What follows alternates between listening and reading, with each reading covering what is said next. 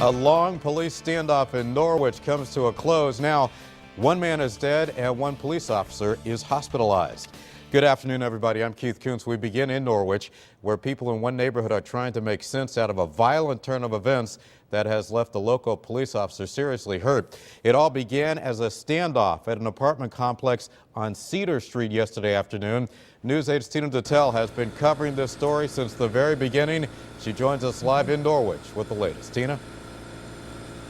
Well, Keith, the good news here is that police officer, Jonathan Lay, continues to recover. He's over at Yale New Haven Hospital. As for the suspect in this case, 30-year-old Jason Rosino, he apparently committed suicide after this standoff. Now, we are learning some new information about him.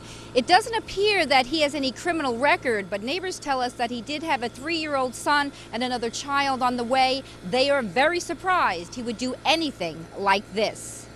Details of the nearly 12-hour standoff come to light as the sun rises over this Norwich neighborhood. The suspect, 30-year-old Jason Rosino, is dead, while veteran officer Jonathan Lay recovers at Yale New Haven Hospital from 4 gunshot wounds to the body. Fellow officers and loved ones are with him round the clock. Lay is now listed in serious condition. The standoff at Cedar Glen Apartments began at 2:30 Monday afternoon when officers responded to reports of a despondent man talking about committing suicide by cop. Police say Rosino opened fire on officers who had been trying to negotiate with him, hitting Officer Lay.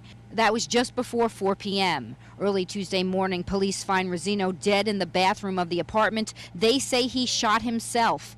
While some residents have been able to return home, the family living next door is kept out, recalling the scary scene before they were safely evacuated. We heard about 30 shots. It said pow, pow, pow, pow, pow, really fast. And then we heard officer down, we need more guns. And then we heard about 7 more pops, and then it stopped. Once I seen that cop and they said that the cop is down, we need more guns, I went out of it. I started crying, and then next minute, you know, I'm in Bacchus Hospital in a bed. Now, apparently, Teha Norman there had a seizure. At least that's what she was told. Now, her medical emergency is the one we heard about last night from police, in which they had to get that person who suffered the medical emergency evacuated safely from the building. Apparently, they did. She was in the hospital, and now today she's okay. That's the latest here in Norwich. We're live. Tina Detel, News 8.